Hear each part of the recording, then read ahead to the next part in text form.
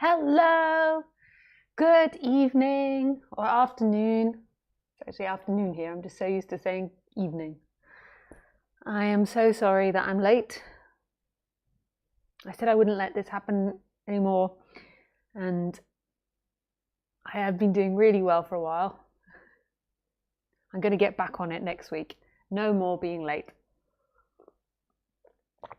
Yeah, I just had the way that I stopped myself being late was I set up a good 45 minutes before, and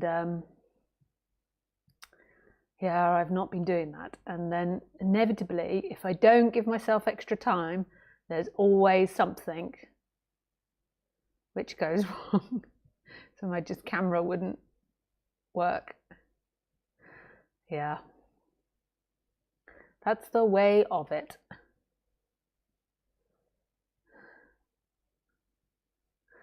So let's start. So I always like to start the talk with a meditation.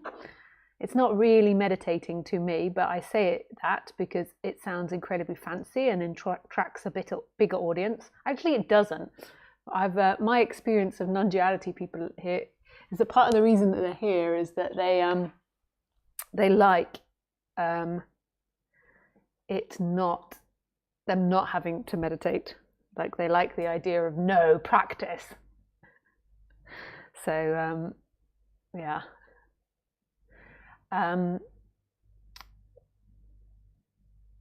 Yeah, basically I just like sitting in silence in the beginning of talks. Most people, because I've been running around getting the talk ready. No, that's not true. I just like it. And so therefore I just say meditation so you have some sort of conceptualization of what we're doing. Like some people that have been into this subject for a long time, it's like, oh yeah, she's just sitting in silence, that's beautiful. But a lot of people that are new to this subject, it's like, who does that? Just sits there in silence. There has to be some sort of explanation as to what we're doing. And that might sound like that's really crazy that I'm saying that, but that's from feedback of people. People have been saying that to me. Like they were so grateful when I started talking about meditation because they didn't know why I sat in silence and they didn't know what to do. Yeah. So basically I call it meditation. And for me, I just sit there and I close my eyes and I just let whatever happen. But if you've never done that before and if you find it's really uncomfortable when you do it, then you can do a practice like the mindfulness of breathing, which is counting your breath. So every time you breathe in, you count all the way up to number 10. And then when you get to 10, you start again. Or you can do the I am or consciousness practice where you keep moving your personal attention back to the I am and consciousness. You can't really put your attention in consciousness because who would be aware of consciousness? How could somebody be aware of consciousness? All there is consciousness. So it's not really a possibility, but it's kind of like moving the thinking mind or the attention back to the present moment. Yeah. Or you can just sit there and to me it's like a champagne bottle. So you shake the champagne bottle. So we're shaken up and then you just sit there and you just let the bubbles settle. And everything will do it by itself. So I've given you a choice, but know that the person that thinks it's choosing isn't really choosing, and the person that's concerned about which one's best for them and if they should or shouldn't do it is all illusionary, and that the freedom's not found in that. The freedom's actually found in this moment. But because I've given you a choice, you now feel like you have to do something and make a choice, and that your happiness depends on which one you choose, which is not true. Your happiness depends on this moment. Always, always. Yeah. So we sit in silence.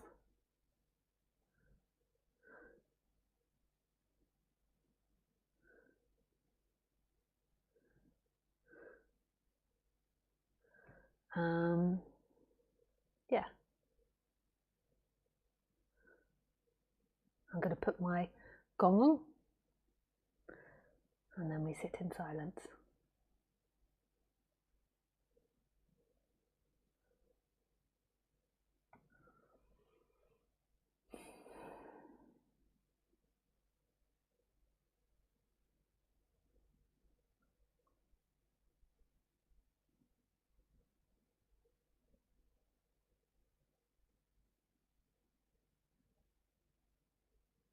Just realised my gong won't be making any sound because I didn't press black hole. There we go. I'll put my gong on again.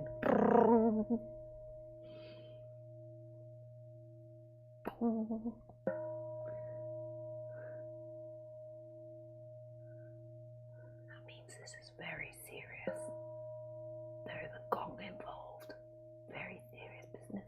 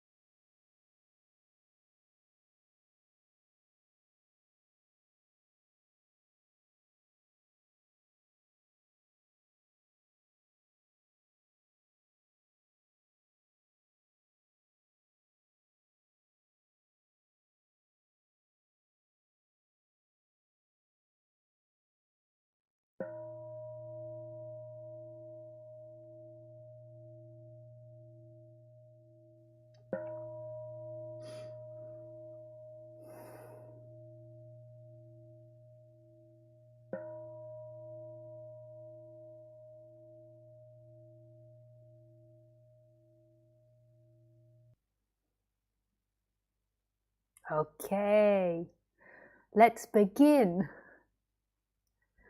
Yeah. So nice to see you nice. And we shall begin. So just if this is the first time that you've been on, I'm just going to give some updated information about how everything works. You write to me through Skype, which is Lisa Cairns 12. You can find the information in the box below. You can just send me a friend request and then write to me. And you can write to me while I'm streaming. You can write and ask the question, or you can put call me. And if you put call me, don't put anything after it, and then I'll call you when I'm ready. I'm a little bit ahead of you, so it's not always working at the same time. Yeah. And for the time being, I am moving the talks to 4 o'clock French time. I was a little bit late today. I won't do that. I am going to really try to be on time. I always start the stream at 4 o'clock, but then I have like 10 minutes or so of the music intro. But I had for ages been just doing a couple of minutes and then going live. I am going to be on time. It's all about thinking about it correctly, because if I don't log on extra early, there's always some technical issue that happens and then I get late. So it's all about setting it up early. Yeah.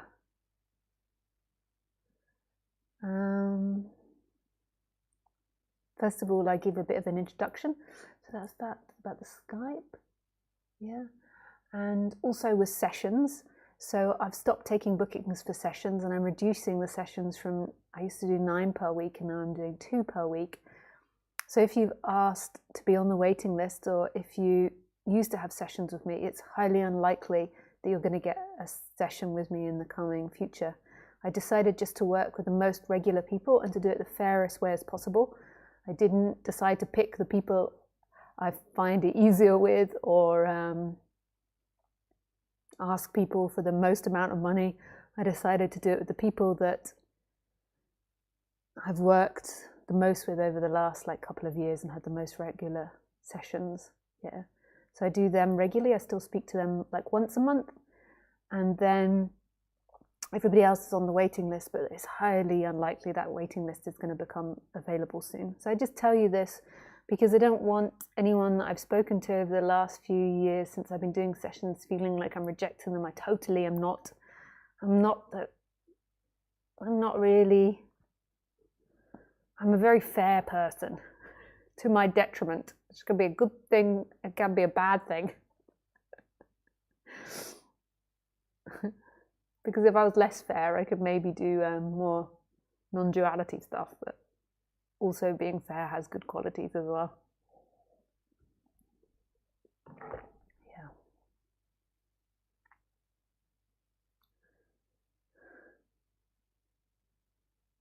My dad was very fair. Me and my brother grew up with a brother, and we were never allowed anything more than each other.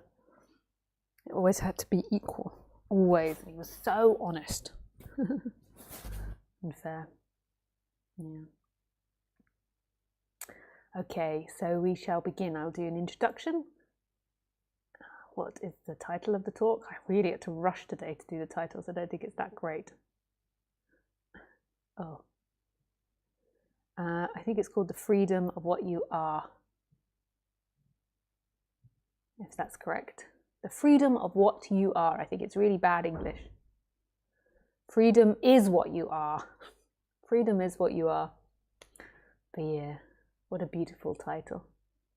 Freedom is what you are. Written in bad English, but nice sentiment.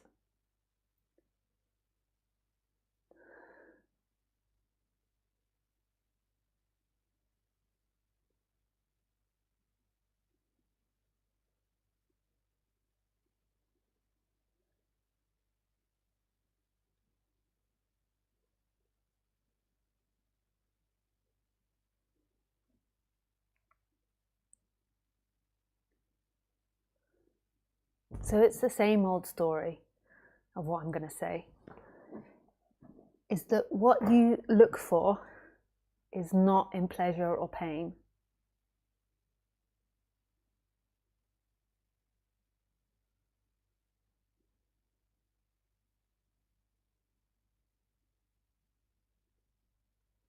You might have heard that 1,000 times, so it might have begun to have less meaning to you.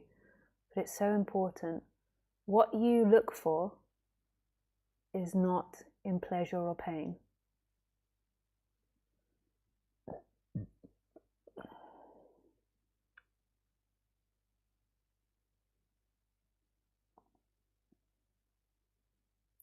So all throughout your life, you might not feel like this because you haven't conceptualized it and it's unconscious.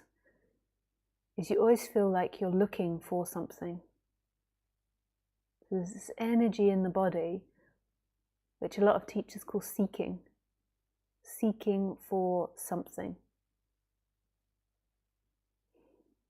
All the time. And what you're seeking for is pleasure, but that's not the story you'll be telling yourself. You'll have some complicated story which makes it feel valid. So what you're seeking for is pleasure. And pleasure can be a variety of different things. Ironically, pleasure could be telling yourself a negative story about yourself. Maybe you grew up with negative stories being told to you, and so therefore you identify with that, and creating that sense of self feels safe to you, so therefore it feels pleasurable. So being a victim or being hard done by, ironically, becomes pleasurable to you because it's safe. It will also become painful to you because your body will begin to enact whatever you're telling yourself you are. So if you feel low self-esteem or not good enough, your body will begin to hold that. So your body, through time, will begin to manifest lots of pain, even though the identity, the pleasure, is pleasurable. The story, identifying with that story, is pleasurable. So pleasure can be in all types of forms. It can be in the stories you tell yourself, positive or negative, the relationships you enact, objects that you want. And it's always a narrative about this idea of you getting something. But that won't be conscious. It's not like you'll be telling yourself that's what you're doing. What will be conscious is the thoughts that are trying to obtain that. Which is so interesting. It's such a funky dance. So everybody in this planet, we have 8 billion people, and most of them are on a mission to be happy, whatever that happiness looks like. And it could be to be the most suffering, saddest person in the world, because that's what you identify with. Could be to be the richest, could be to be traveling, could be no of the C word. Yeah.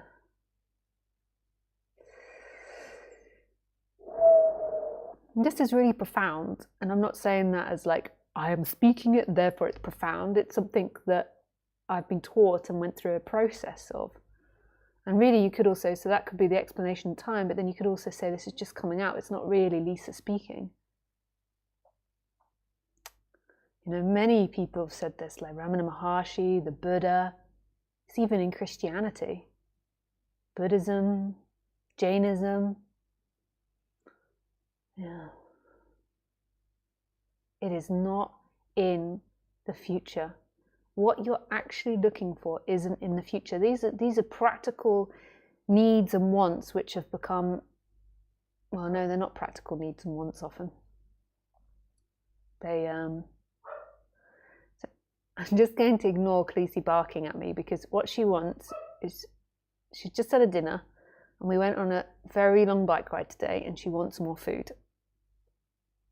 And what she does is she'll come in, then she'll bark to go out, then she'll bark to come in, It's all about getting me to break and give her more food. She's just had her food. So it might sound a bit mean that I'm doing that, but it won't end and I won't be able to do the talk. Yeah.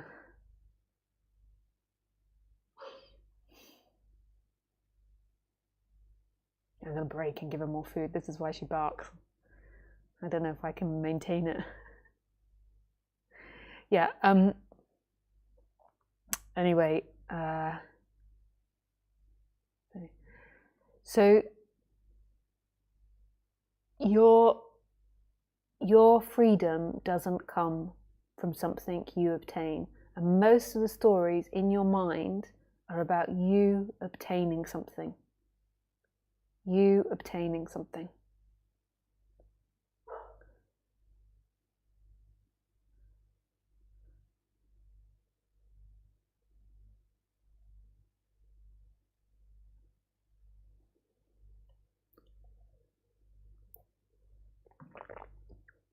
I will get it and then I'll be there. And there is such belief in that. You know, the blame, the guilt. This is like what Roger Castillo and Ramesh talk about. They were two teachers of mine. The blame, the guilt. I don't feel like all these emotions have to go 100%. Maybe because I still have them. But I know that they've drastically reduced. Maybe they have like a different quality in me now, like they're not like got the same energy in them or something. But it's basically that the blame, the guilt, the shame, the pride, the expectation, they are really strong when you're really identified. Because that's part of seeking. It is life's fault that I'm unhappy. If I have $1 million, I will be happy. That's the expectation. If I wasn't a bad person, I will be happy. That's all seeking. If I had done this, I will be happy. If I'm better than other people, I will be happy. I am better than other people, therefore I am happy.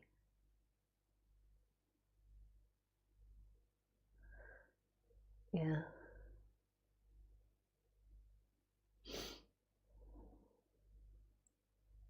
And that is all based on the idea that happiness is timeline. There is a you that exists in the body, and there needs to be happiness in time.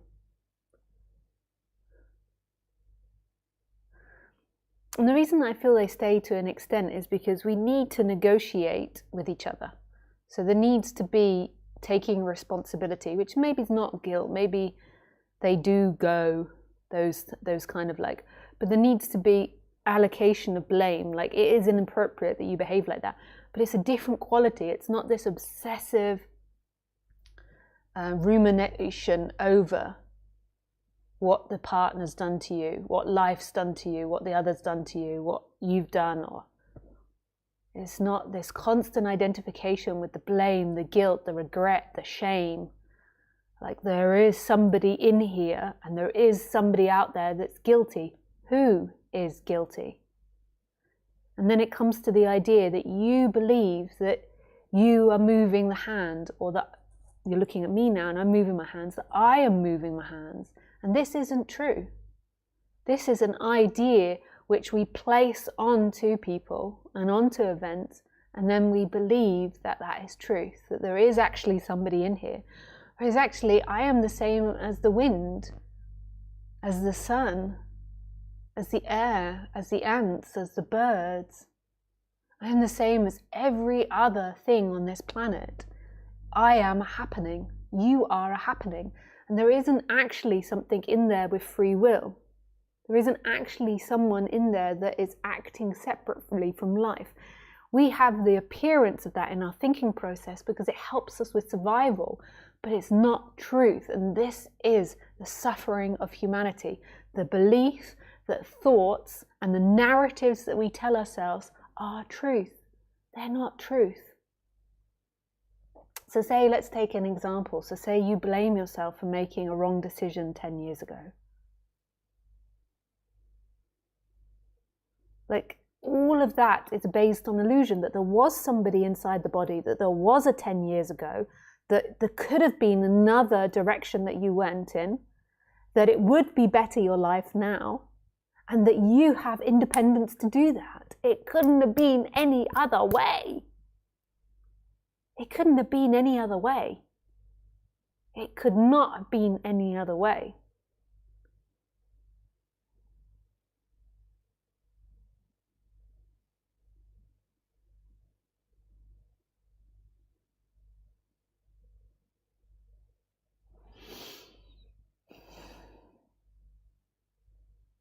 And it's not about ignoring emotions. Like, so it's not about not feeling sad about past things, but they aren't true. It isn't true. When you believe it's true, you become like a bulldozer. It's the other person's fault, it's my fault. And then it's like, pfft. And most people are driving around like that, believing it's true. They're overwhelmed with emotions. They're overwhelmed with their thinking process. And then they're getting into all these dramas because they think it's true.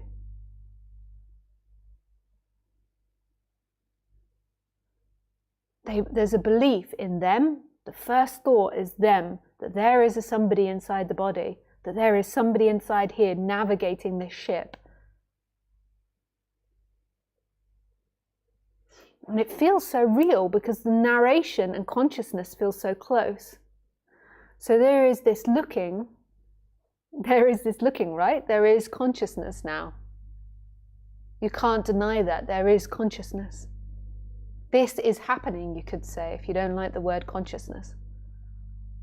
This is happening. There is perception happening. This is happening.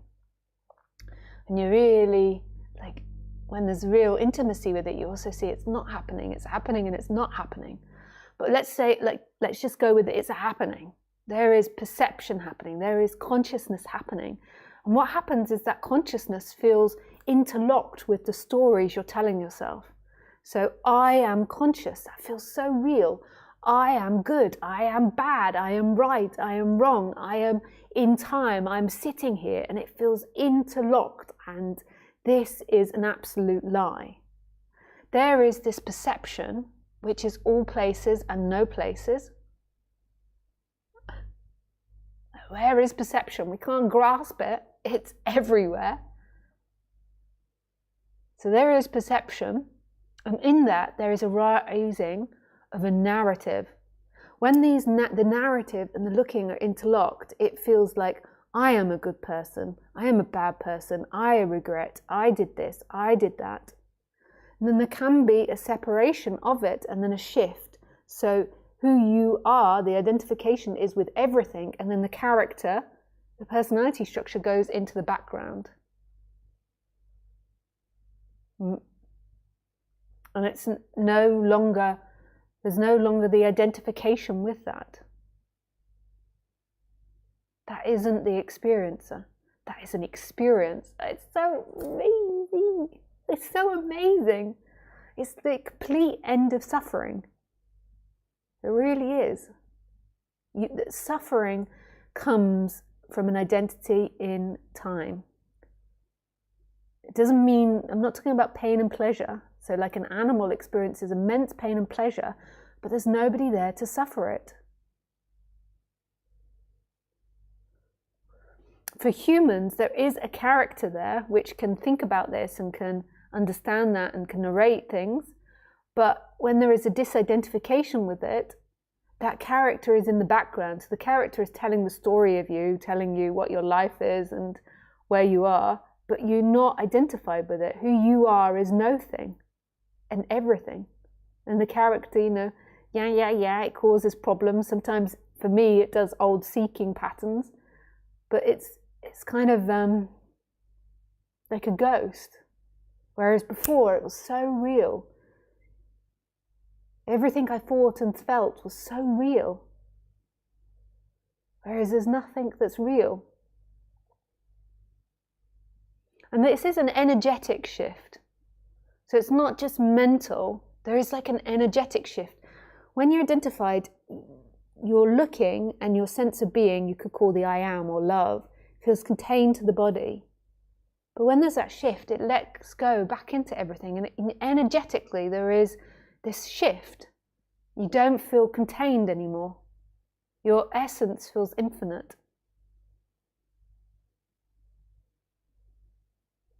Could call it love. There is this like immediacy of everything, this intimacy of everything.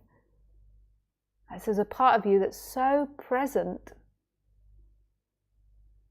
It's not even you, it's like, it's beyond the character, you know, we just say you because it's so hard with the English language to split it all up. And then there's the character that does its thing. It's the one that has relationships and has responsibility. Oh, she's settled. I do have an issue where I can't not break very easily. She's not a fat dog. I don't just endlessly feed her.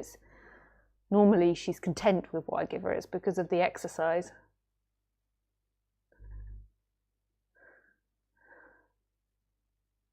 I'm the same. I'm hungry actually as well from that exercise.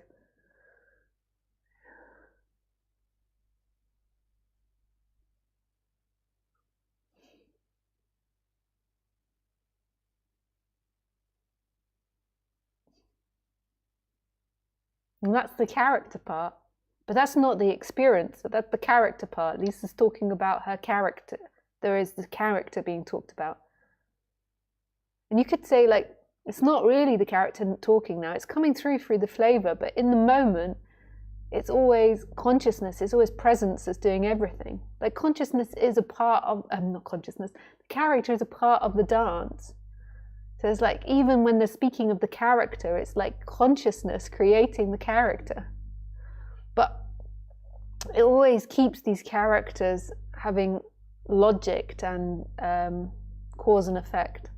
So whenever I speak, I will speak like Lisa. But there is no character experiencing. The character is something that's coming and going. It's not a permanent. This is fantastic news. So there's nobody that actually suffers. So even though there might be a narrative there that you're suffering or that your family's suffering, there isn't actually someone that suffers. That's the character. Consciousness never suffers. So when the character's switched off, there's never been any suffering. So for animals, because they never have the character, because they haven't got complex thinking, there is actually nothing in there that suffers. There is pain that's experienced. They can also display jealousy, demanding. Like Khaleesi comes in and she's like, bitch, give me my dinner. I mean, you just heard it. Bitch, feed me.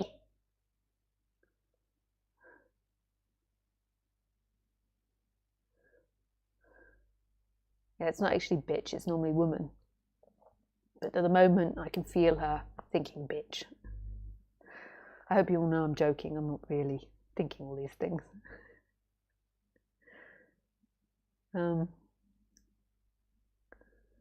Yeah.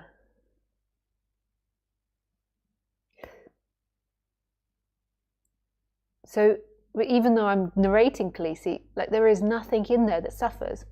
That there is total at-homeness, even though fear can come up, or anger can come up, or frustration can come up. That's to do with the body. But she has no narration of the body. So there's never identification with what's happening in the body. So she's totally free. She has no sense that her nose is different from the air, even though the body acts like it's independent. She has no sense that her looking and the looked at are separate, even though the body will hunt down a rabbit and kill it and eat it. But she has no sense of that because she's only identified with consciousness, with the absolute. She's not identified with words. She can't think in words. She has some sort of thinking process, but it's mostly, I think, in sniffs.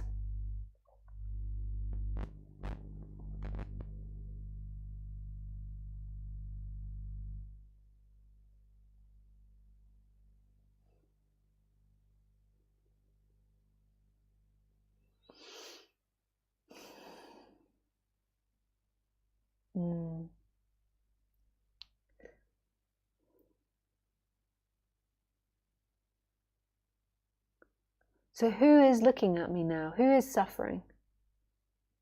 Who are you? What are you? Have you ever existed in time? So have you ever existed at anything that's not here? No. Have you ever experienced the past? No. Have you ever experienced the future? No. You've only ever had this moment. And this is what you are. And consciousness isn't separate from anything in this moment. There cannot be this moment without consciousness. It's the fundamental. But consciousness goes so deep because consciousness is also not a thing and all things. You could also call it a bridge between nothing and everything. You can never grasp consciousness. You can never see consciousness. You can never recognize consciousness. But yet it can be known because it's what you are, but not intellectually.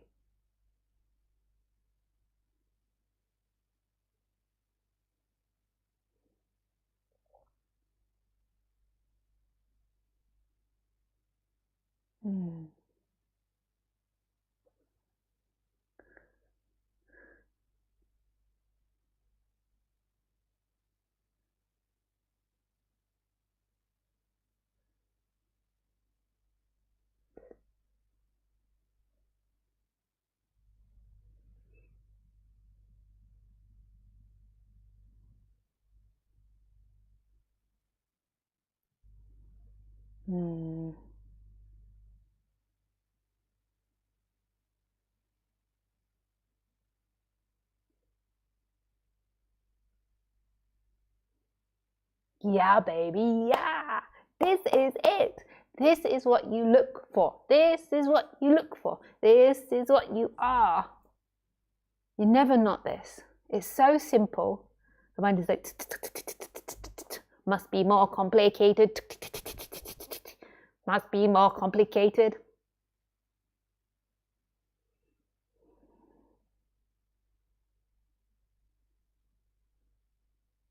It's not complicated at all.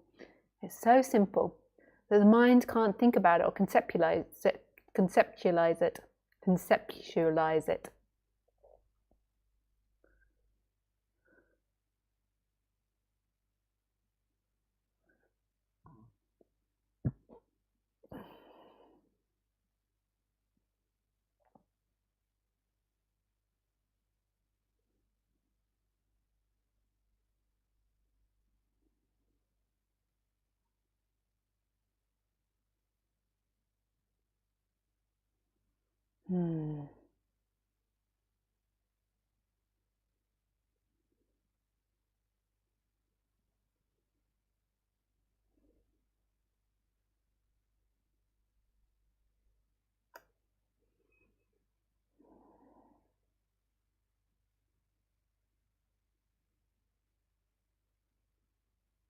And the seeking energy that comes with identification, because as soon as identification happens, there's always a sense of disrest.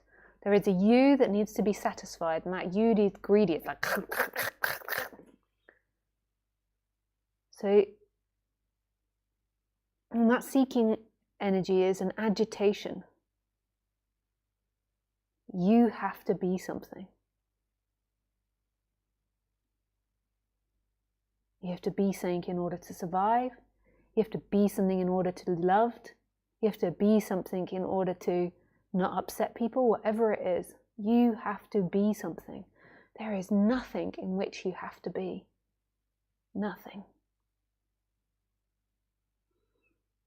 Nothing. Nothing.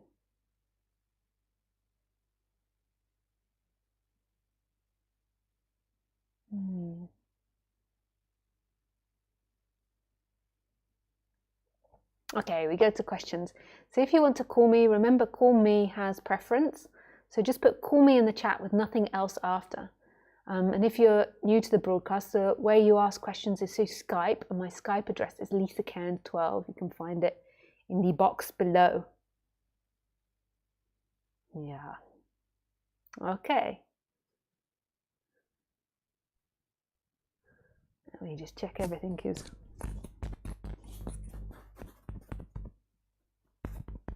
working. Yes. Okay.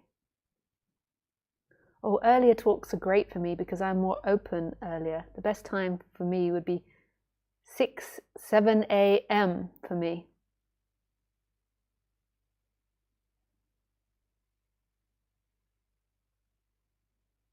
Ferdine. Where do you come from, Ferdine? 6 to 7 a.m. Yeah.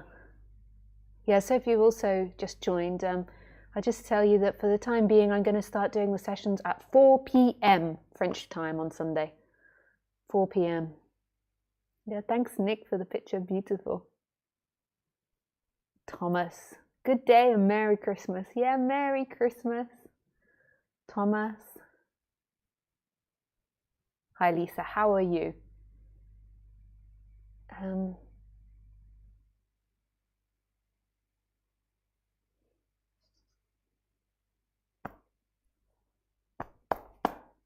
Yes! I cannot find a job that suits me. I gave up 2 jobs because I didn't like them, and I don't have a job for a long time. And because of that, I recently feel so much bored. I used to watch movies and series in order to not feel bored, but now even when I'm watching movies, I feel boredom. Would you suggest me something about these 2, finding a job that is in harmony with my flow and feeling bored? Thank you. Hey, Hassan. Thank you for your question. I can see from your picture, Hassan, that you are young. That might be wrong.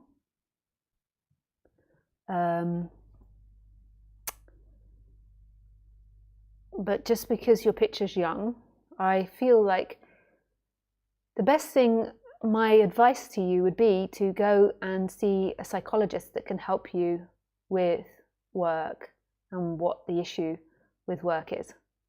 Because actually, we do have a natural momentum that wants to work. And there are loads of things that can stand in the way to that. Self-esteem, the way you're educated, your parents, also narcissism.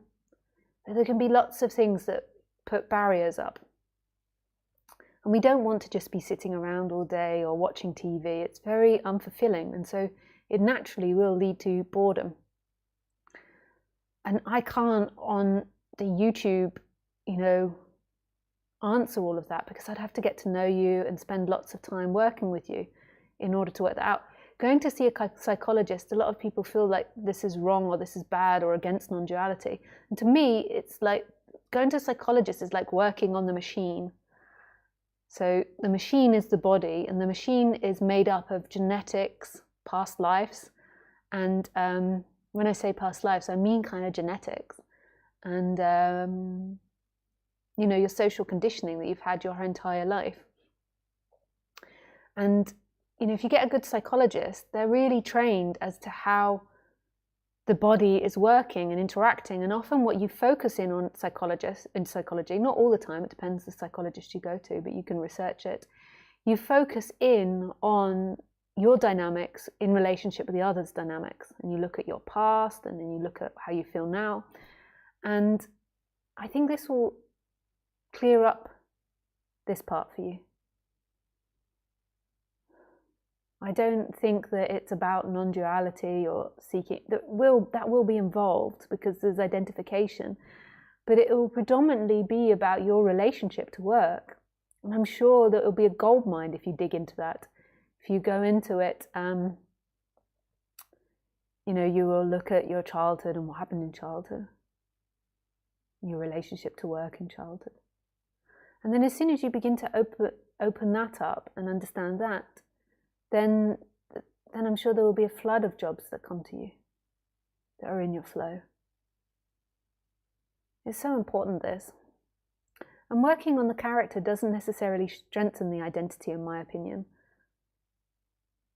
Especially if you're listening to non-duality and really, the psychologist isn't going to know non-duality, unlikely, so you just don't bring that in.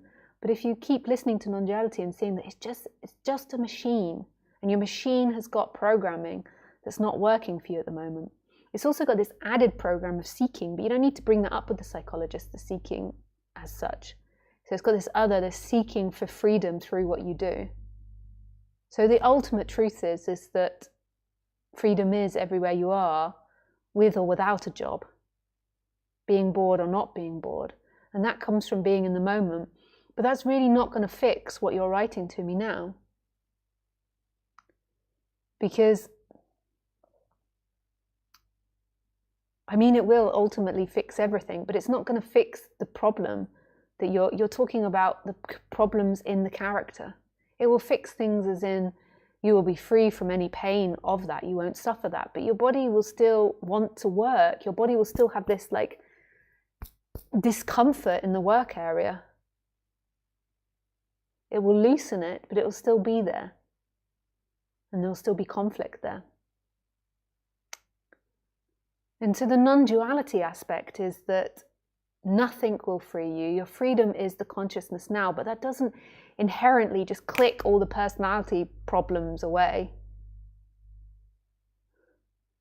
And what happens is we have these personality problems, and then we have the seeking on top of it, which exacerbates it.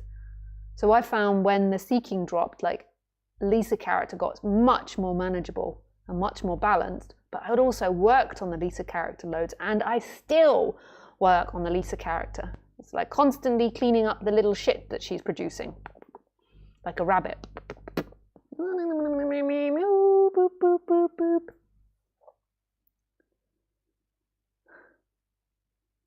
Yeah.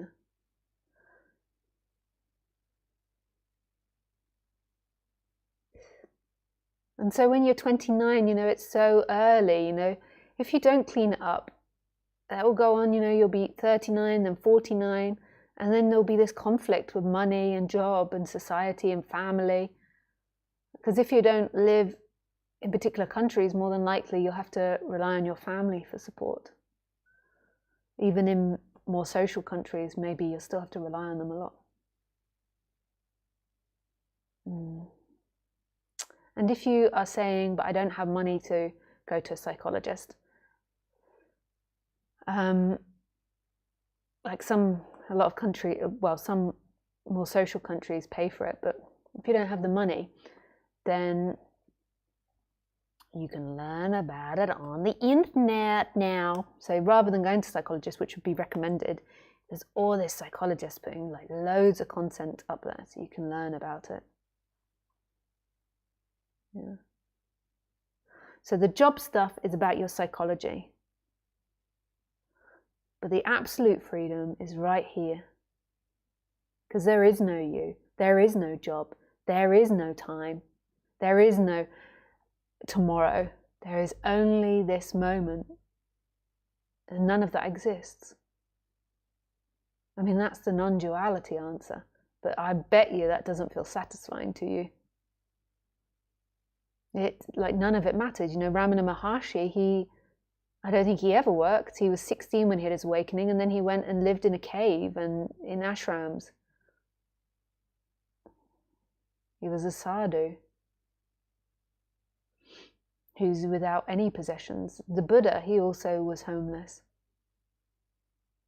I'm not suggesting that's the right way to live in modern age, but like the job, the family, the life, like none of that is freedom. The freedom is this moment in everything.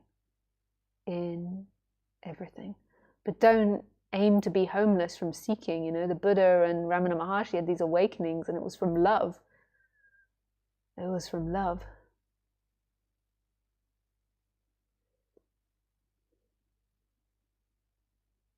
I hope that makes sense. Yeah, lots of love, Hassan. I'm sure you really didn't like that answer. Because when you have these dynamics, the dynamics never want to fix themselves, ironically. They want to carry on hiding because there's loads of shame that covers them.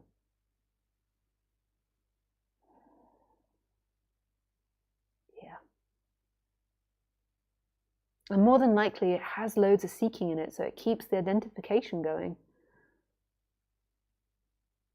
Feeling not good enough. Hi Osborne, thanks for the great live broadcast. Oh, with pleasure, Osborne. Hey, Derek. So life really is the dancer and you are the dance. You could say that you're also life. So you are the dancer and you are the dance. But that's life. That's life. As life, Derek. Life is the dancer, and you cannot find life. You cannot like pull out an atom and go, oh, this is the creator of life. Life is in everything.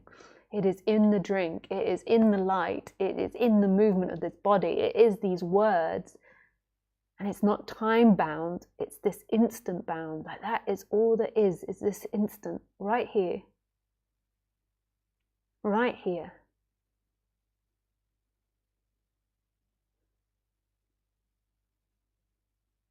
Right here.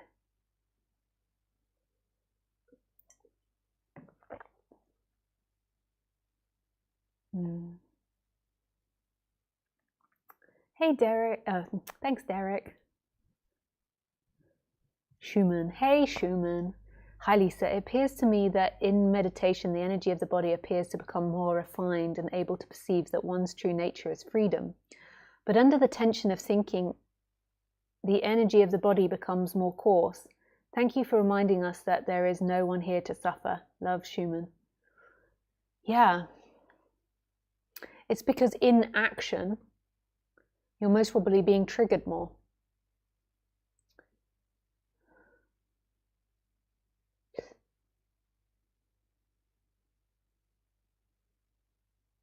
And then the seeking starts. So when you're sitting in meditation, the body just calms and there is this expansiveness back to what you are. And then when you're in life, like there's triggers and then the seeking comes up and then there's identification with the body and it feels more coarse. Eventually that meditation will become in everything, in all things. That expansion is always here.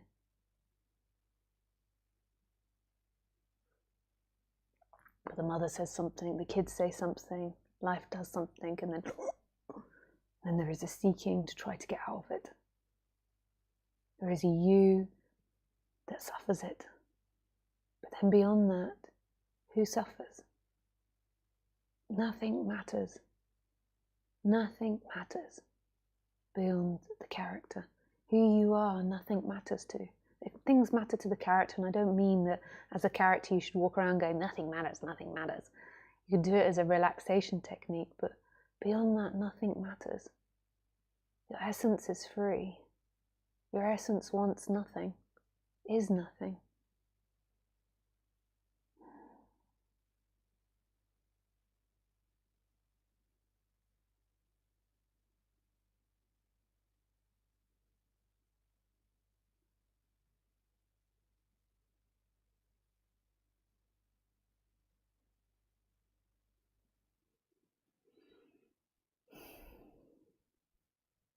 Hey, so Chris says, call me. Yeah, great. So if you, I just going to call you Chris. I just add these people. If you want to call-ins get preference. And can you please call me and nothing else after it, and then I will see that. Okay. I gotta call you now, Chris. Are you ready? Are you Teddy? That's what my dad used to say. Are you ready? Are you Teddy? We used to have a dog called Teddy. They weren't actually called Teddy, they were called Sherry. But somehow she became Teddy sometimes. She was like a massive teddy bear. Are you ready? Are you Teddy? But he always used to say it. It never left. Okay, where is Chris? Call me. Chris Lightbody. I'm sure that's not your last name, but a lovely false name. Chris Lightbody. Oh, I've gone dark.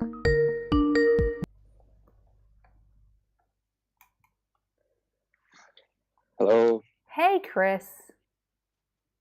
It's Lisa. Hi, nice to meet you. Nice to meet you. First time meeting you. Okay, nice, welcome. Have you listened to Thank the you. talks much and listened to other other conversations I've had with people? Yeah, I have. I sort of Okay. get. I did a couple of years ago, and then I sort of stopped, and I found in myself most of my or the seeking. It did go away, and Okay. all my sort of issues melted away as they do. Yeah. But Oh, now I'm fantastic. trying to sort of. I've felt most of my life I was never sort of being true with the world or giving my authentic self, Yeah. uh, and sort of hid behind a mask. Um, but then I sort of see it's also so obvious now. But now I'm trying to like integrate my new self, which often doesn't really want to talk to people. Uh, I don't find much interest in sort of the mundane conversations. Mm. Uh, but then just staying silent sometimes seems the wrong option as well. Mm. Uh, yeah, Yeah. Yeah. Navigating humans is complex, especially when you've had some shifts and there is more freedom in you. Mm. yeah. There's a lot of freedom in sort of my upper half, but a lot of because I think it's something that came from my really early childhood. This feeling like my true self wasn't good enough, Mm-hmm. so I sort of put the outside onto the world and just sort of worked on myself on the inside.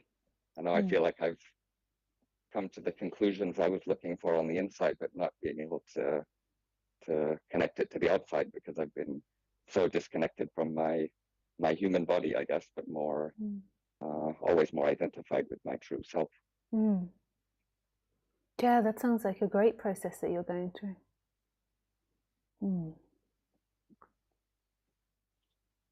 But the question I wrote to you earlier was, like, did you ever try to explain your shift with your family or anything like that, or how did that work? That you sort of switch from identifying as a person to not really identifying, and it changes the way you interact with people. Yeah, it does. Uh, Um, but the people who you grew up with or raised you yeah, with, yeah, I mean, like, I broadcasted it on the internet, so, there is yeah, I that. think I don't know, I'm still afraid of that. But but a lot of my friends and family don't watch the broadcast. But I found if I tried to Yeah, speak about it, people thought that I'd gone mad. that's Um, exactly what I feel. So I haven't even bothered to try. yeah, so I didn't. And everyone's going to see you the way that their brain works. So they're going to Yeah, project onto you whatever their projections are, no matter what you behave like. That's what I found. So you can have really immaculate behavior with people. You can be like really kind and amazing to someone. They'll still see if they see devil, they'll still see devil in you. exactly. Um, But they're yeah blind to what they're seeing. yeah. So because that also interested me, like for a while, like do they see that I'm more happy? And they can't, because if they're not happy, you can't see that in someone else. They'll just project onto you that you're faking it or that you're fake or something because they don't feel that happiness. Yeah, I agree. So Yeah, it's like you just yeah, or that you're crazy, especially if you become like really free in the body, like you become really free with yourself, like you've done lots of psychological work and you like there's really an authentic self that comes out. It's quite different from the way humans behave, so then they'll just project onto you that you're crazy. So it's not so easy, yeah. But they can do that. That's their yeah, that's their issue. But it's not so easy in the yeah, sense that you're not going to like suddenly be running through poppy fields with people. It's you're interacting with a seeking energy, you're interacting with a seeking society. So it is really like you say, like taking it in, becoming clear and free in yourself, and then that's really beautiful what you're doing, like trying to be more authentic with other people. But there's always going to be consequences to that, and that's just the way it is. And those consequences might be painful or pleasurable. You know, like when I say there's Yeah, consequences, just take like take them as they come. yeah. So if you feel more silent around people, more than likely that's going to make people feel uncomfortable. So they're going to distance themselves from you after a while. Yeah, but I find it Let's with my family. I wanna show my authentic self, but often I can't yeah I can't answer their what they're saying in a normal way because I'll speak in sort of a deeper sense an answer to them, and it yeah just they don't understand, and yeah. And then then I it's have to sort of go back to pretending that yeah I'm yeah still Chris, but I yeah. don't So really feel that inside. yeah, so it's like this joint karma because it's like your karma in the sense that that's the family that you've got and that's the situation you're in, and it's their karma that they can't see and experience a deeper, freer you, but it's this joint karma. So you know, Yeah, there's a moving away from them, or there is the staying in contact and you know dealing with the consequences of being more authentically yourself. yeah, You know, it's yeah, it's you're in a society that isn't free, and okay, that yeah, I took know. me a long time to really, for myself, like to really my character energy to really digest that, because I kept wanting to play with people in freedom. Yeah, but And it's hopeless. You're no, playing you're two not. different games. Yeah, you're not going to do that. No. So it's but it's, and also like not owning that in any way. Like it's like you could say it's two different games, but you could just say that that's the game that you're in, and then that's more ownership of it. Like that's the game that Yeah, Lisa character is in. She's in a game where a lot of people that she interacts with aren't free. They will have moments of freedom, and there can be moments of pure laughter or pure joy or pure sadness with them. But that's the dance, that's the karma of this character and of this life. And you know, you got to allow your body to feel sadness, to grieve over that if it wants to grieve over that, to really come to accept that karma. And it's not really them versus you, it's the karma of this one life. yeah, yeah, Like, and the reason I insist on that, because on saying that, is because it would be easy to get into a mentality of me versus them. You know, me trying to be authentic and they're not, but they are what's appearing in the experience. And it's oneness experience, it's one experience, it's consciousness experience. So it's the character that's saying yeah, that, it's yeah, not consciousness that's saying that. So, and yeah, the character is the same as their characters. It's an appearance happening in this. I think this is a great question to bring up around Christmas, because everybody's normally with their family. yeah. Or maybe Yeah. they're staying away this year with the whatever COVID. Yeah, yeah, could be. But my idea was more just to lead, like not try and explain anything to anybody, but more just lead by example and be the stillness in the chaos, and let that be sort of explain yourself through that, through action more than through words. It's still a story. It's just as it is. Yeah, Like, that's a comforting story. It's a nice idea. It's not wrong or anything, but it's just the way it is. And lead who? It's not our jobs to lead anybody. It's not our job to be example. It's no, not our no, job to be that's the more wrong, free. yeah. And this is the problem when you start talking. It's hard to, it's impossible to explain what you want to explain, and as soon as you even open your mouth, it's Yeah. yeah. Yeah. But there's nothing to explain in the end, but to try. Yeah. Yeah, totally. But it's all your dance as that one. So it's like really coming to peace with that, and that this is the karma, this is the story of this life, until it changes, and then it's a different story. And then at the same time, it's no story, it's just this. And there isn't a them there and a you being authentic or anything. No, of course not. But it's easy to know that in silence, but it's hard to yeah, I don't know. Yeah. I know I did have this idea, like in the beginning, that, you know, there would be this shift, and then I'd be running through poppy fields with everyone, and everyone would be like, it would, you know, and you'd, I just had this, I had this idea, this, it wasn't a conscious idea, you know, and there was a process of letting that go. But it is, I guess, what you learn is it's much more of a falling away than a getting of anything. Yeah. Yeah. Yeah. Yeah. Yeah, nice, Chris.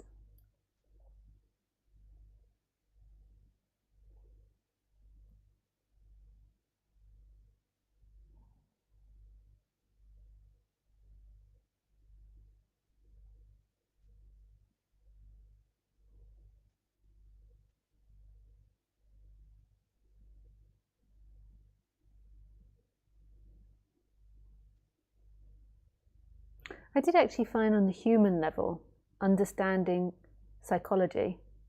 So the last like 6 years, I've really studied psychology. Mm-hmm. So understanding the psychology of people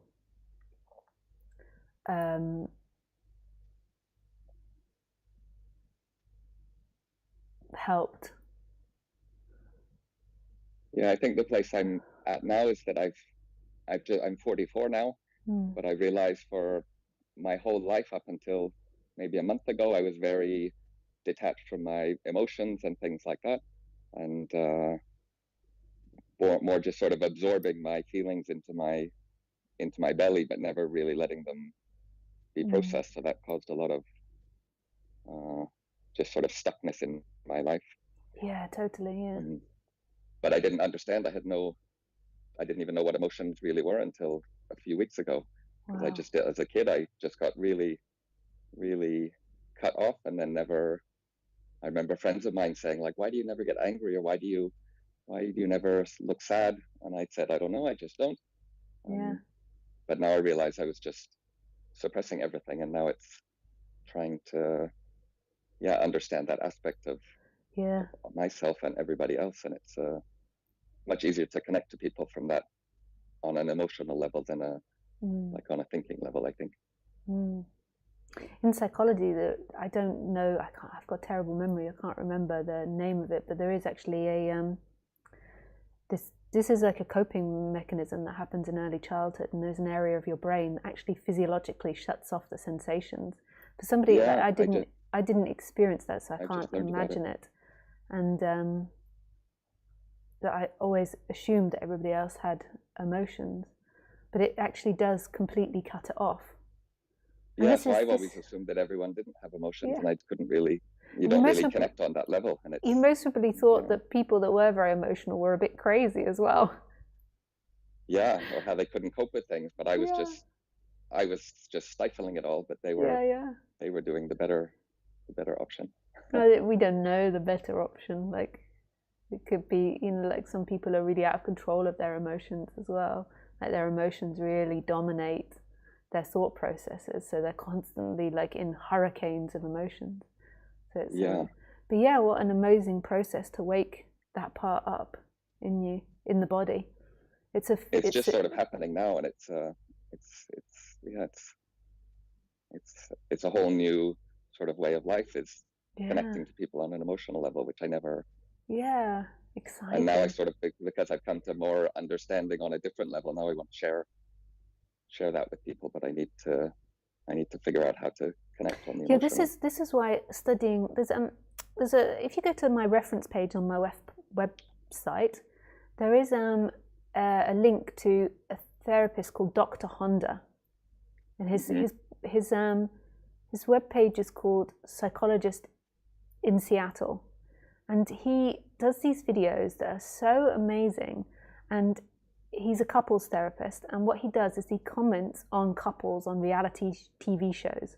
So I know that sounds really fake, like the reality TV shows, but it's so profound and deep. If you go in there and you go into their playlists, you can see playlists of particular couples, and he'll go through like the TV series they've been on and talking about their dynamics and how they're interacting. Mm-hmm.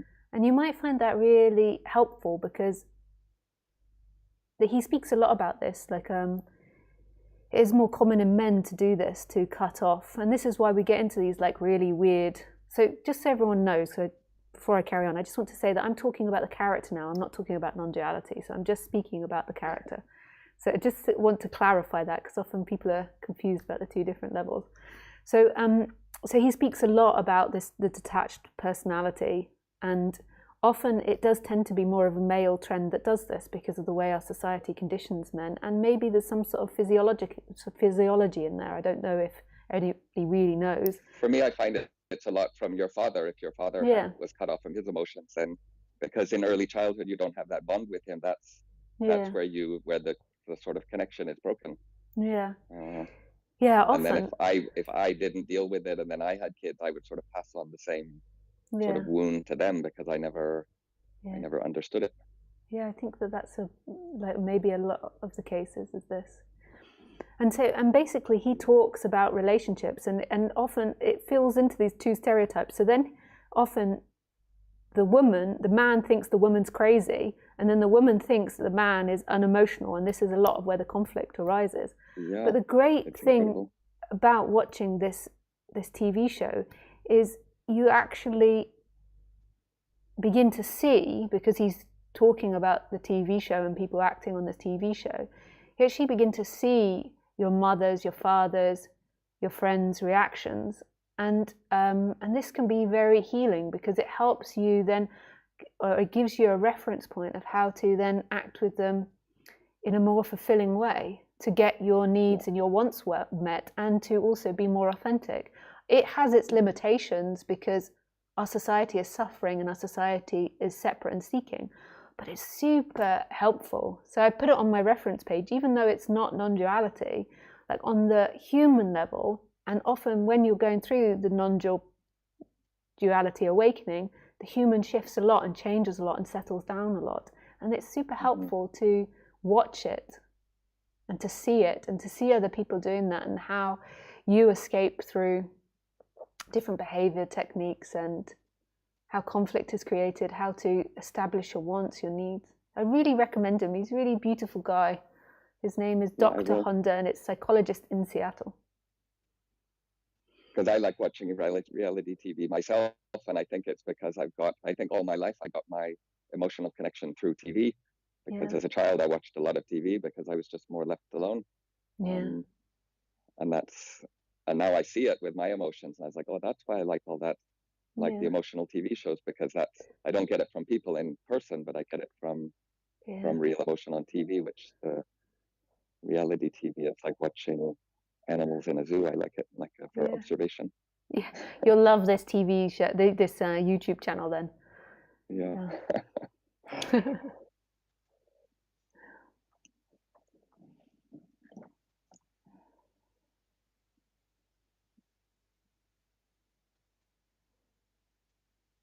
But it's a real pleasure to get a chance to speak to you. Yeah, thanks, Chris, for calling in. I really enjoyed speaking with you.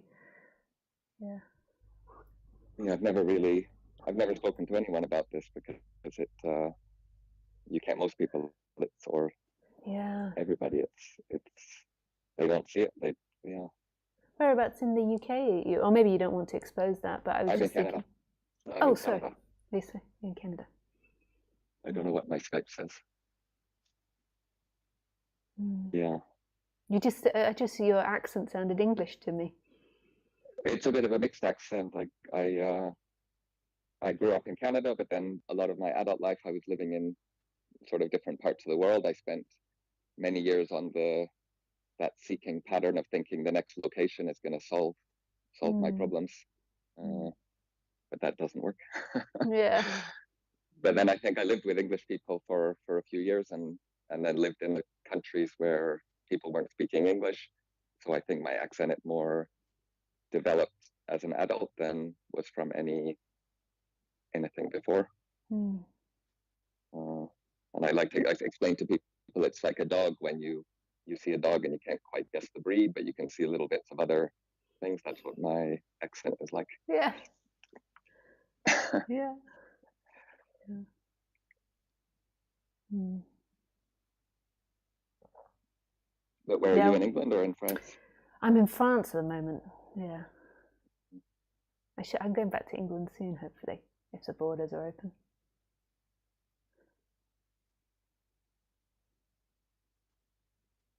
Yeah. But I was just going to suggest when I asked you about where you live is that there's many communities, and this might be really helpful as well around the world. You know, people that are more awake. Yeah, that's what I feel like. Before this emotional realization, I never felt I could sort of get anything from other people because there was like a physical disconnect. But now I feel much more open to. This is why I can feel like I could call you, because before it just wouldn't. It wouldn't happen. I couldn't speak so sort of freely. Oh, nice. Yeah. But now, yeah. It's been opened Yeah, so up. I'm gonna look around and just not be afraid to be myself, which I did. Yeah. I did for many years. Yeah, nice. But it's quite a wonderful experience. Yeah, well, I'm happy to be your first time. Thank you.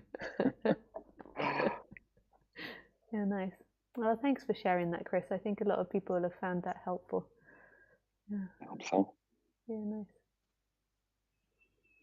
But I think there must be more and more people, because I think with the world, the two extremes happen at the same time. So if there's so much suffering in the world, then on the other end there'll be more and more people going the other direction too. I'm hoping.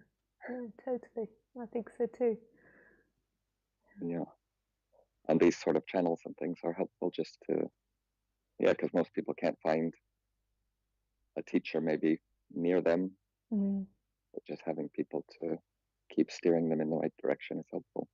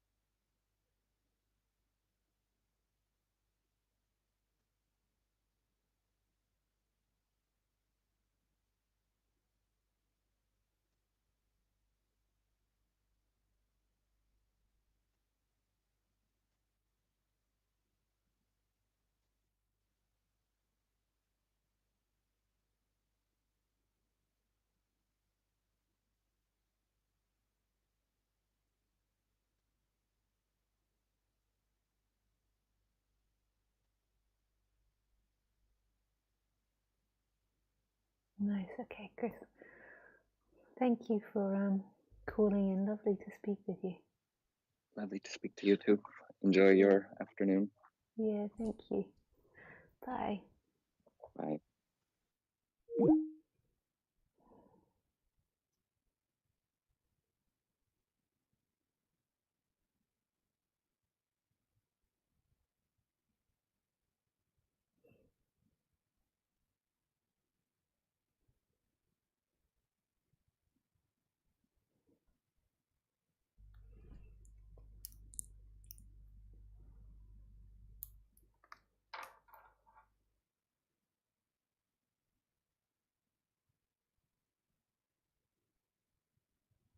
So if you want to call in, just please call me.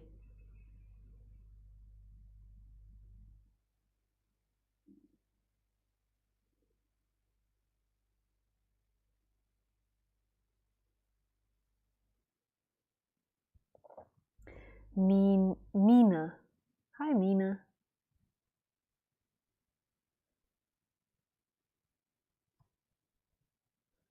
Hi, Lisa. I'm still very much identified with the personality structure. From where I am now, I'm worried about spiritual bypassing on the human level. I don't want to bypass my human experience and human traumas by believing in non-duality, but I do have some moments when I expand into empty looking, so I know that is who I am. Do you have any advice on how to navigate this on the human level?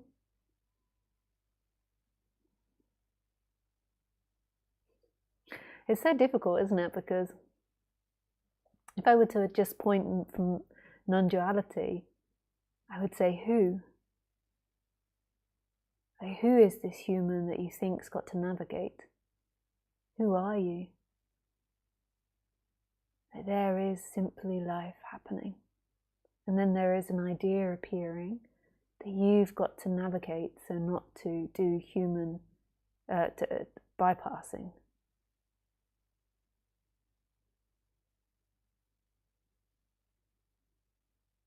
So who is this person that doesn't want to bypass?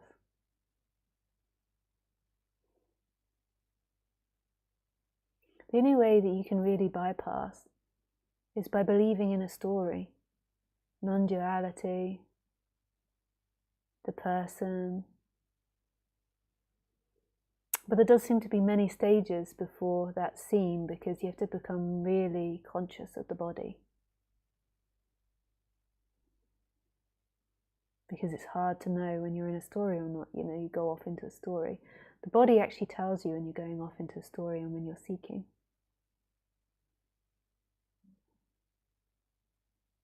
It's really hard to capture.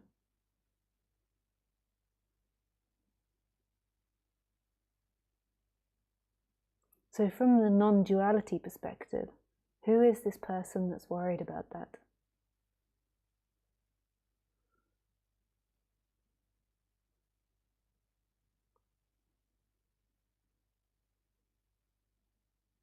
Who are you? There is this life happening that's everywhere and nowhere.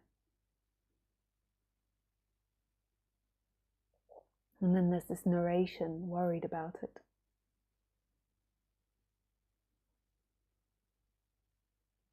But that's not who you are. You're not found in that narration. You are all of this. You are all of this.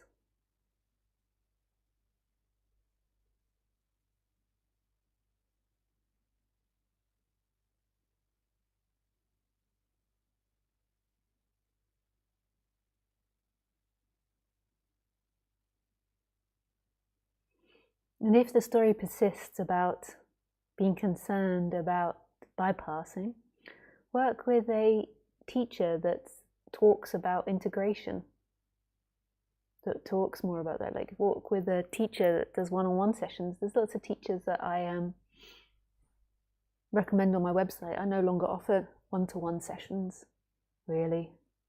I mean, I do some one-to-one sessions, but there were people I've been working with for years.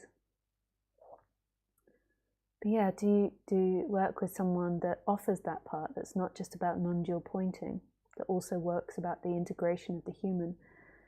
You know, by yourself, you'll be caught in seeking and not seeking in your thoughts, and you'll work it out to an extent, but working with someone where you pay money, where it's not let you do something in return, that's the old way it used to work, but that's not so good anymore. Just pay the money.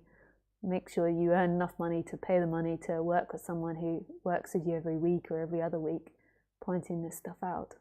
Not letting your character get away with poop, shite, dropping elephant poops rather than little delicate rabbit poops. Rather than poop, poop, poop. You want to get it down to poop, poop, poop. Yeah. But in this moment, like this is a non-duality talk, and if we go back to non-duality, who is worried about that? Who are you? Who's experiencing now? And who is this character that you're worried about bypassing?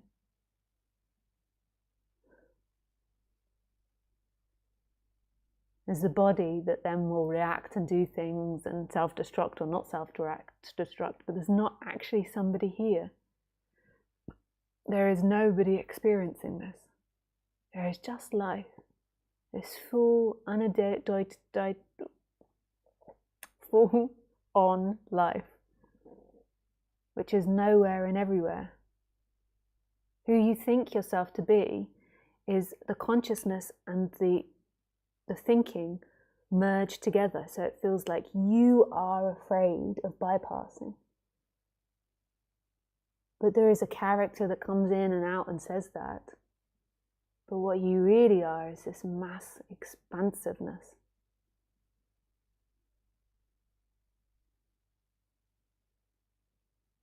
That's going nowhere, it's doing nothing. Just here. Just what's happening. Thanks, Mima.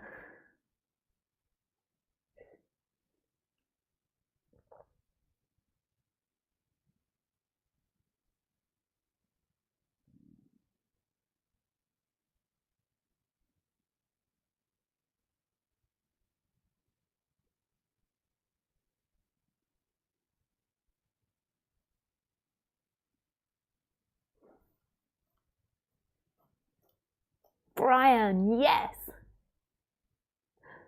Chris says light body is my real last name. I mean, that's very profound. In so many ways, Chris. Yes, Brian, I'm just about to call you. Just let me get my headset in. Ooh, ooh, ooh, ooh, ooh, ooh. And then that will be the last question for the day. Oh my goodness. I'm just a face with a fringe and some hair. I've disappeared into the abyss. Ooh. Oh no, my hands don't disappear. Ooh. Oh, it got lighter now. I somehow created lightness. My hands. That's funny. Okay, Brian, I'm just about to call you.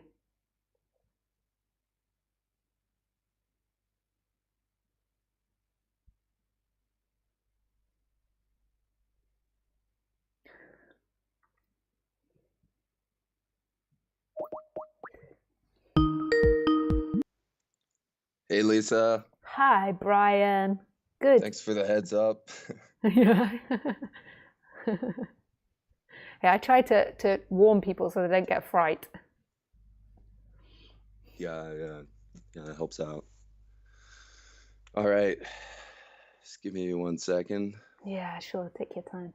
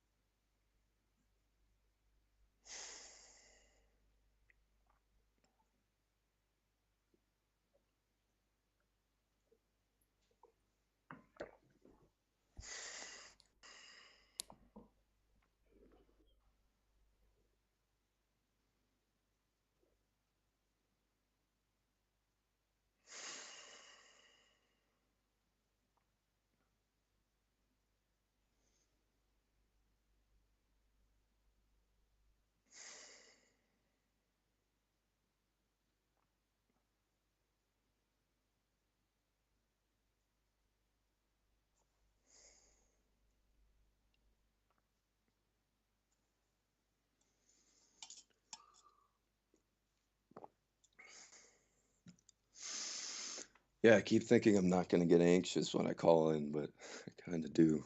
So Yeah. anyway, How's the anxious so level now? Is it dissipating? no, it's kind of there. I kind of just try to hammer through it. Mm. Um, Why don't I I do think it some might be speaking like a first before you ask a question? sure, And sure, let's sure. see if Yeah, sure.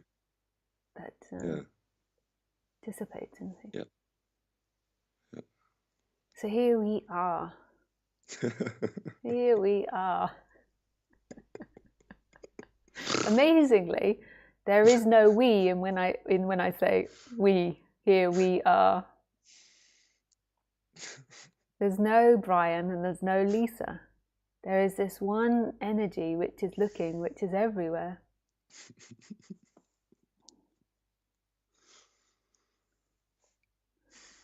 It's everywhere. It's the sound of my voice, it's the sound of your laugh, it's the light, the room, breathing, the hum of the computer, the feeling of the bum on the seat. Is everything. This is the freedom. The freedom is what you are, not what you're not. The mind is always getting obsessed with what it's not. I am good, I am bad, I'm going to make a mistake. And then it becomes imprints in the body, so then the body automatically responds like that. Goes into fight or flight, pleasing or freezing. There's nothing to be done. You don't have to be anything because that's not where my freedom is.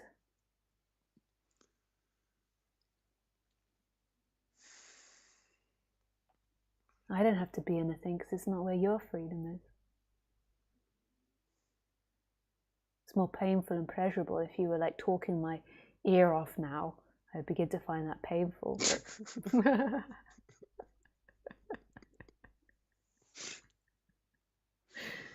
but it's not the freedom.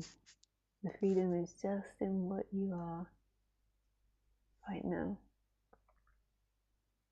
You can just let the laughter come if it wants to come. I don't care. No one cares. No one knows really who you are. There might be a few people that know you from a retreat. You don't have to contain yourself to act like you're sane.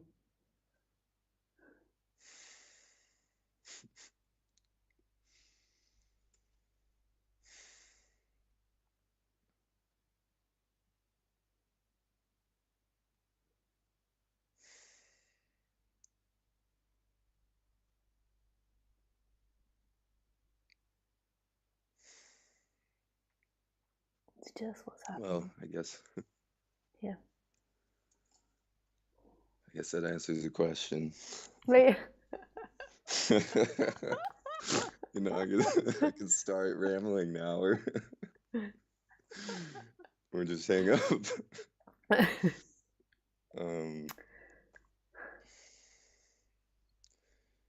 Yeah, I guess that's what I am trying to do, is like contain the human.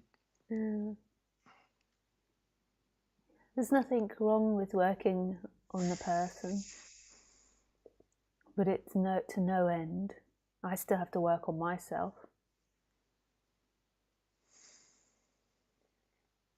Yeah. It's to no end. It's always changing. The person, it's not really a solid thing, so it's evolving and changing. But often, like when you're really deeply suffering, hearing non-duality is impossible, so it's not a bad thing, but it can become contradictory to non-duality. You know, if there's loads of mental energy that's getting fixated on you being a better person. I am doing it wrong. I've got to be better. I've got to be better to be free. Yeah, that's kind of what I was being told by my therapist and stuff. Like you have to change, you have to improve.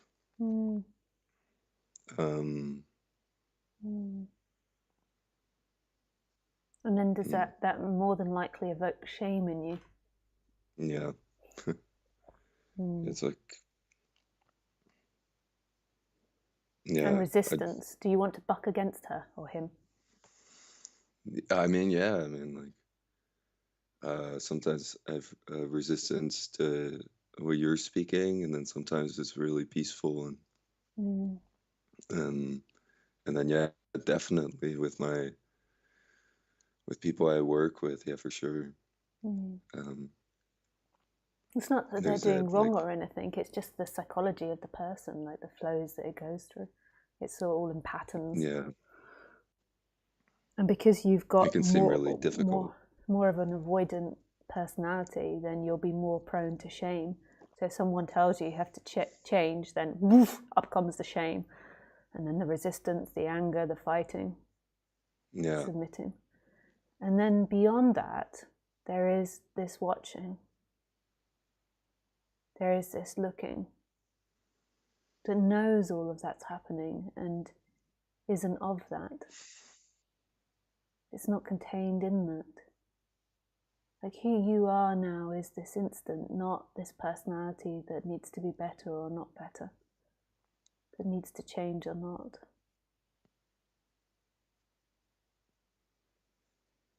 And it's so free. And that's the birthright.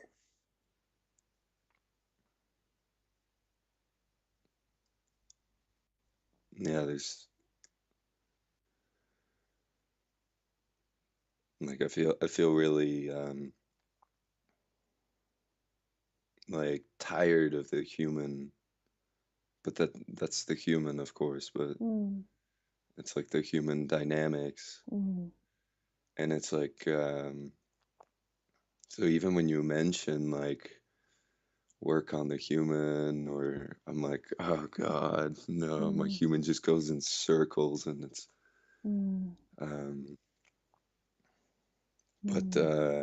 but then that's another dynamic. That's probably like hopelessness, or Totally, or yeah.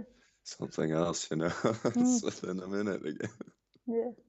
And then there is this watching. So then there is this stillness. So that appears like, oh no, not working, oh, the hopelessness and the feeling terrible.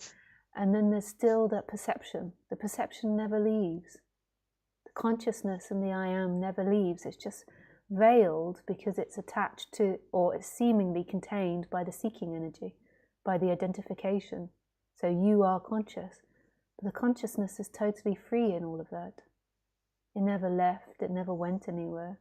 It's right here. In every word, in every object, in everything that's happening, in every cell, in every bit of pain, it's here. When you're identified, you feel like you are separate and you feel like you're a small person inside the body. And then there is the imagination of it all happening to you. But there is no you it's happening to. You've never actually suffered, even though there's the appearance of suffering. Your essence has never suffered.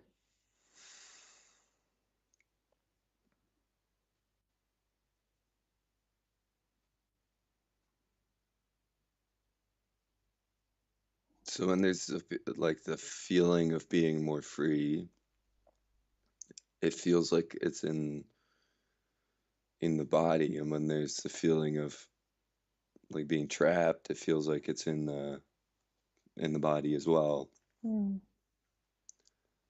But Yeah, freedom doesn't have location, right? no, and that's the side effect that comes. So as you become more free, the body gets more relaxed. That's not always the case, but often that happens. And then you think that the freedom is in the body. It's actually in everything.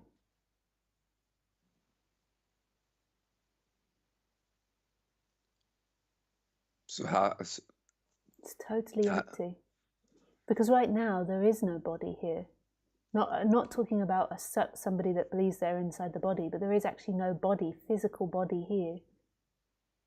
There is your imagination. You're looking at Lisa's character, and maybe you can see hands and maybe knees or something, but there is actually no body there. That's your imagination.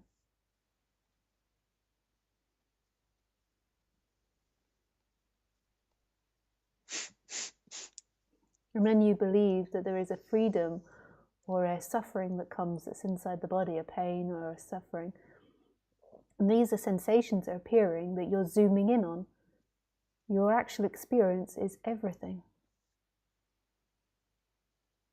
Everything. Which is nothing automatically, because if it's everything, it can't be one singular thing.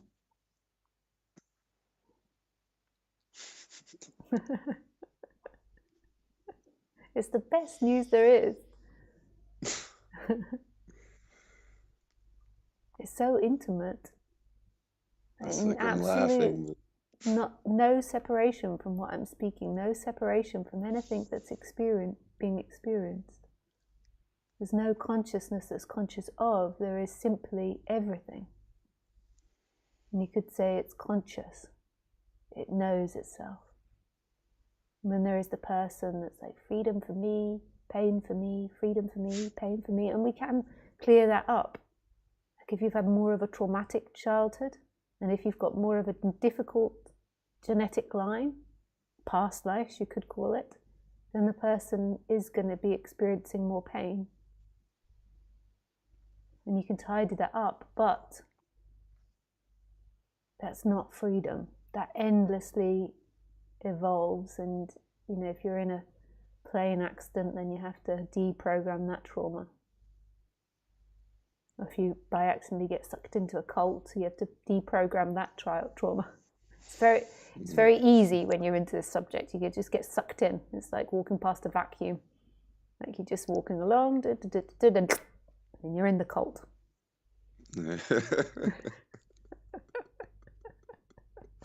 Before you know it, you're giving them all your money. So then how do I know you speak about this, and it's like I kind of try it. Like how do I clear up the human? Because when I'm suffering, it's like really, it's really deep suffering, seemingly. Physiological, yeah. Yeah, it's a combination of being present to the body, working on your chakras, and also having physical release. So, like massage, work on the body as well. It's a combination of all of them. So health, like your lifestyle, like making sure you eat healthy, exercise, not too much screen time, so it's a combination of everything. It's kind of like all the basic things that people say, but the personality when it's suffering really doesn't want to do it. It's like, It keeps falling back. Yeah. So there's something that Adyashanti used to say to me. He was like, because I think he might maybe recognize the trauma, but I don't know. Maybe he just said the right thing. And he said, when you become the space that the human can really trust, it will let go naturally. Beautiful, yeah. It will naturally evolve and that to like heal really itself. resonates. Yeah. Like waking up, it will, but it's not going to happen instantly that the person will suddenly fix itself once it's woken up, but it will orientate itself way towards more freedom. Yeah. But basically, I presume this kind of questioning is coming from you feeling afraid of this process. That it's not going to work for you. Yeah. Yeah. And you're afraid of experiencing that contraction. So it's just seeing all of that, like you deeply know it, and just it's okay. So it's not in that, it's in the looking, it's in the experiencing that's happening now. Like who is experiencing now? Who is experiencing? And so there might be pain or discomfort, and then that feels small and that feels like you, but then there's something else that's massive.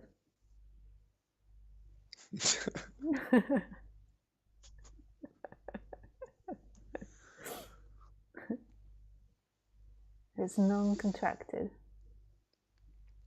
It's everywhere and nowhere.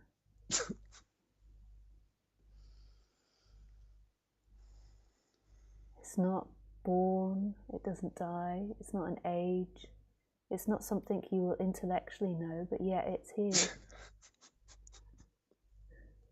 Here it is. Free.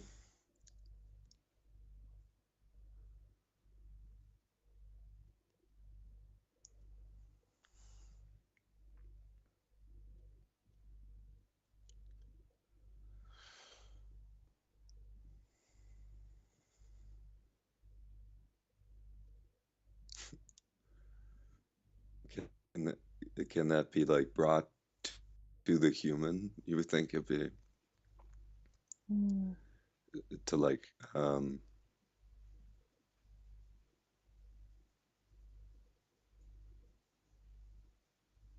Yeah, hearing those words intellectually yeah. can settle a person.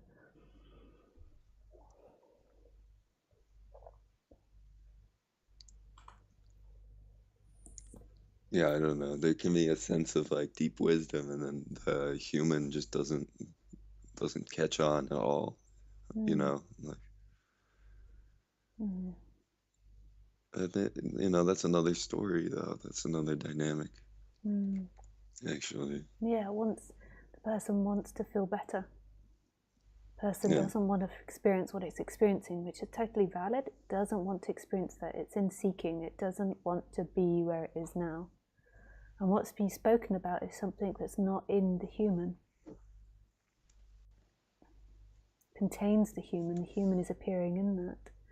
But what is here, which is always here, whether you feel good or bad, whether you like something or don't like something, whether you're 10 or 50, what is here? It feels like the most boring place to the person that's seeking, because the person wants something to make you feel better. And there's nothing wrong with that.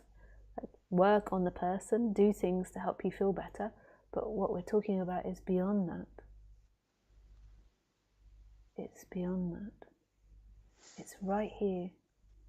It's never moved.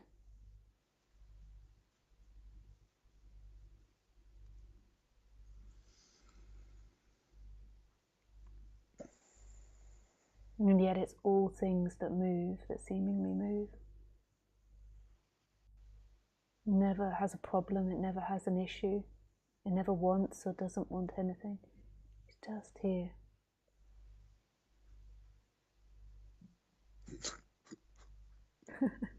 Just here. This is it. This is it. This is what is sought.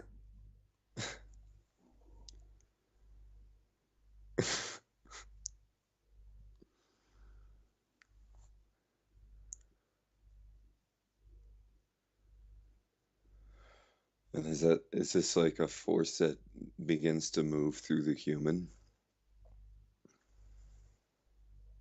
Sorry?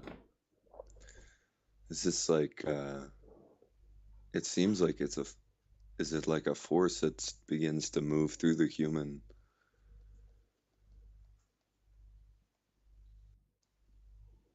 I don't know what that means.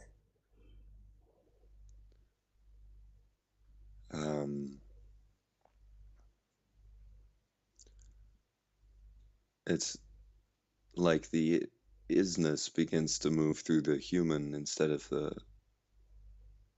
Oh, right, I see, yeah. like it goes past the Yeah. dynamics, like it dissolves the dynamics maybe, or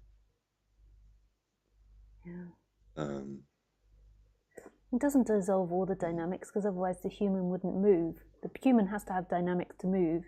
If they're positive dynamics, they feel good. If they're negative dynamics, they don't feel so good. So the body has to have cause and effects conditions. But it's a shift from you as a separate individual being the doer to life moving the person. Life moves the person. And then that gradually will expand the dynamics of the person, like change the dynamics. And maybe they'll be changing prior to that shift as well. It tends to happen, because the identification creates a certain personality and seeking dynamic and certain conditions that begin to expand and change. But all of this is about you trying to get something in time. What else is here that's timeless? What else is here that doesn't move? What's not moving, and yet all things. And it's so here, there's no separation. My words and your hearing are the same. My face and your seeing is the same. As long as you're seeing my face, maybe you're not seeing it. yeah, I'm seeing that. So is there any Thing to do. well, the human keeps going, Yeah. I don't get it. Yeah, of course, the person never gets it And because it's that's like, in time. I don't get it. So those but it's by the time you finish the sentence, the whole sentence has disappeared. It's like writing on, like with invisible ink, you write it on and then it's disappeared. I don't get it, and then that's gone. Who is the I that doesn't get it? Where is that sentence even? What's left? But then there's some sort of energy that holds onto it and wants the answer, and then I say, oh, you do this and this and this, and then the person's content for a little bit, and then it comes back because there's belief in it. What is beyond that?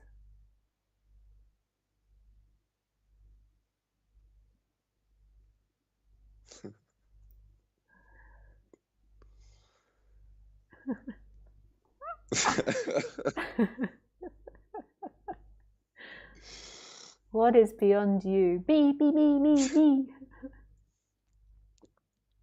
Yeah. sort of like totally ignorant of the human.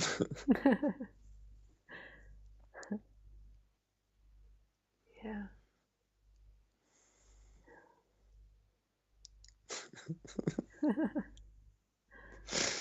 Yeah.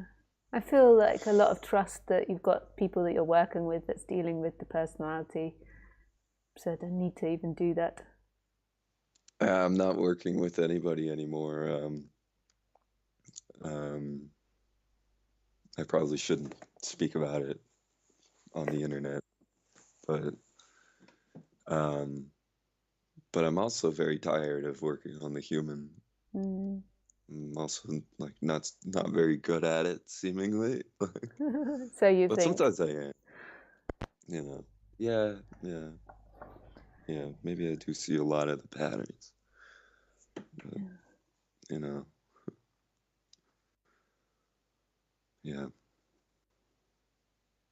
Nice. Oh, well, thanks for calling in, Brian. Yeah. I'm really grateful for this. Thank you, Lisa. I Yeah, appreciate pleasure. it. Thank you so much. Love to you.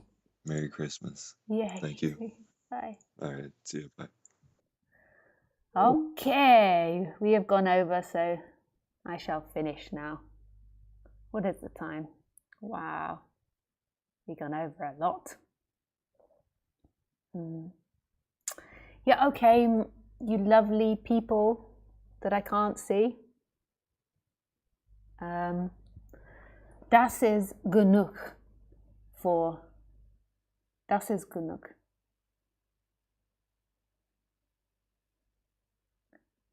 Yeah. And for the time being, I'm going to start doing the talks at 4 p.m. French time. I will try to update my website, but it keeps not letting me in. It's not letting me in. There's another issue. It's not me. Yeah. I have to try and work that out. Yeah. So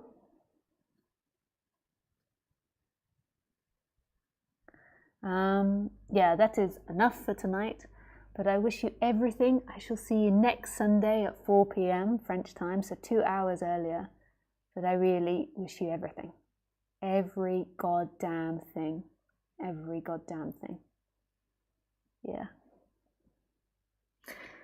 Tschüss.